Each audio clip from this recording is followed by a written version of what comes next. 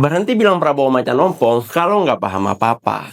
Banyak yang keluar-keluar bahkan komentar soal Prabowo dibilang macan ompong, lansia, dan lain sebagainya. Katanya nggak bisa lawan Trump, nggak bisa bela produk dalam negeri, bahkan Indonesia jadi korban. Padahal kalau kita paham mekanisme tarif internasional, harusnya yang malu bukan Prabowo, tapi kita yang ngejek. Emang sekuat apa sih Indonesia bisa lawan Trump?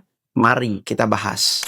Trump mengenakan tarif 32% untuk Indonesia. Bahkan, bukan cuma Indonesia, hampir seluruh negara di dunia. Bahkan semua ini bermula saat periode pertama Trump menjabat dengan mencabut GSP buat Indonesia dan beberapa negara lainnya. Tahu nggak GSP itu apa? Nggak tahu kan?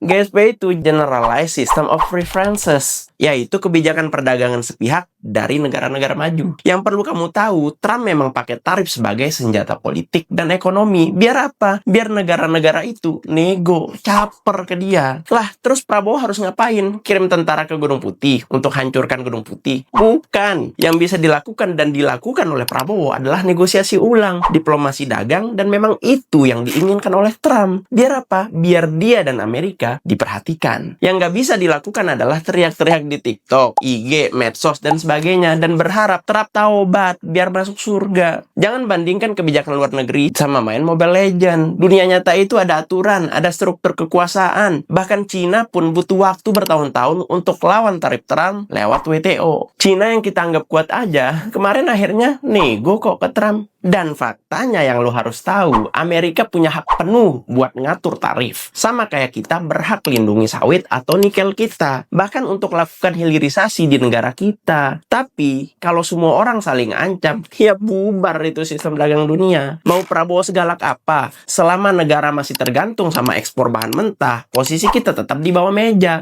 Solusinya bukan gebrak meja, tapi cara cerdas untuk negosiasi dan diplomasi dagang. Jadi, jangan bilang macan ompong kalau kamu bahkan nggak tahu siapa yang nyetel tarif dan siapa yang kamu lawan. Karena yang ompong itu bukan Prabowo yang kamu tuduh sebagai lansia dan macan ompong, tapi pemahaman kita soal ekonomi dan perdagangan global. Lagi pula, Presiden sudah menyatakan akan terus berusaha agar tarifnya bukan hanya turun sampai 19%, tapi bila perlu sampai 0%. Daripada maki-maki padahal minim isi, mending belajar. Jangan sampai mengaku ahli surga, tapi nggak memantaskan diri dengan pengetahuan untuk masuk surga. Gimana menurut kalian?